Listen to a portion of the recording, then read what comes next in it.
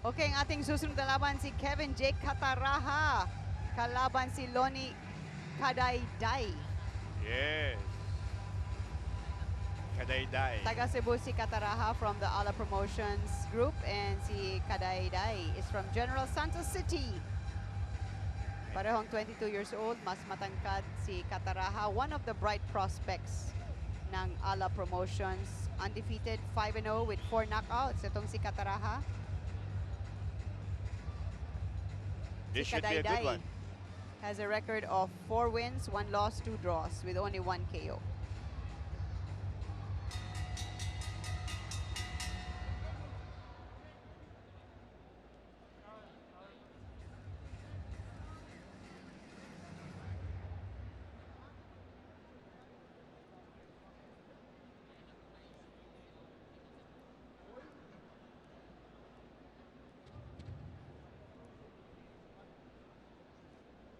Ladies and gentlemen, Pinoy Pride 41 continues. Our next bout of the evening is 8 rounds of boxing in the featherweight division.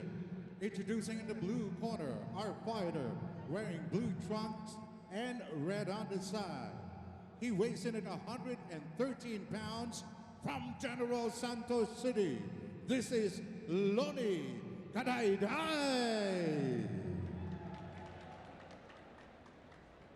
And in the red corner, wearing white trunks, weighing 113 and 1/4 pounds. He hails from Cebu City. This is Kevin J. Cataraha. Our judges for the bout, Attorney William Baños, Noel Flores, and Edwin Barrientos. Our referee, Romar Imbudo. 8 rounds of boxing.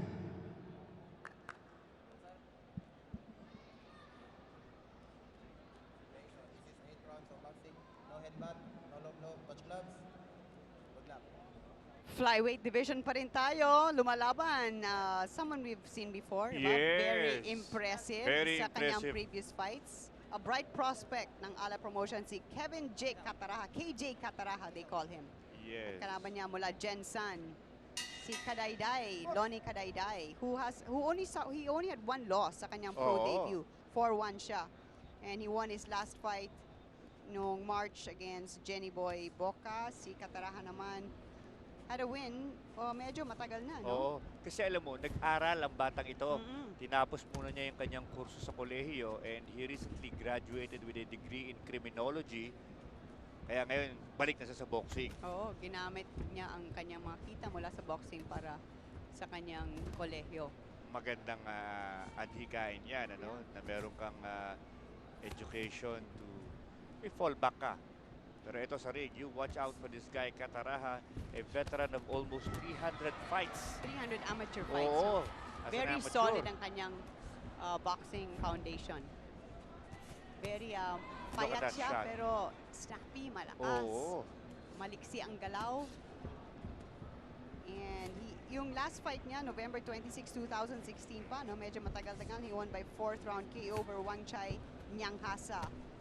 Eh, So matagal ang layoff matagal. niya. So tignan natin kung anong forma ni Cataraha sa kanyang pagbabalik sa ring. he was inactive because he was... Oh, look at that! Look at that wow. shot! Look at the power of that uppercut! Ibang klase. We told you! We told you!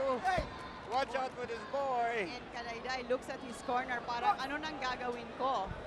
Diba? Humihingi ng tulong. He's gonna finish it. This is gonna be a one-round affair. Cataraha. Oh, another shot to the body. That's it. That's it. He never left at all. Itong si Cataraha. He was hitting the books. Now he's back hitting the guys. And that's it. It's over. Big win for Kevin Cataraha sa kanyang pagbabalik sa boxing. Wow, what power, ah? What nice power. way to come back. We did say, Love it, love it. markahan nyo ang batang ito Oo.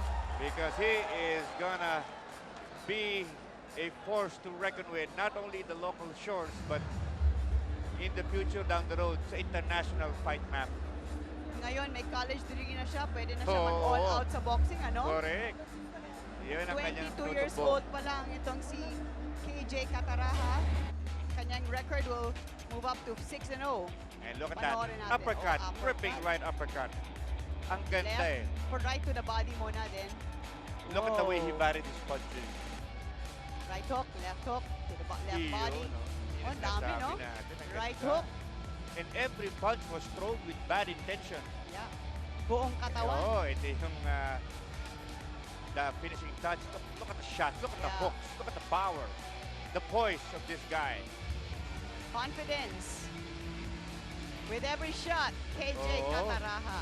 Beautiful, beautiful. KJ na KJ siya sa kanyang katunggali. KJ sa kalaban. Oo, sa kalaban. Look at that. Dito At pala kita mo na etong wala si na. Kadayday, at this point, tumingin sa kanyang Oo. corner. Wala eh. Hindi na. Lumaylay si Kadayday. Malayo ang power. Ayan si Katarahan. Punta tayo sa ring. Ladies and The official gentlemen, we announcement. have the time.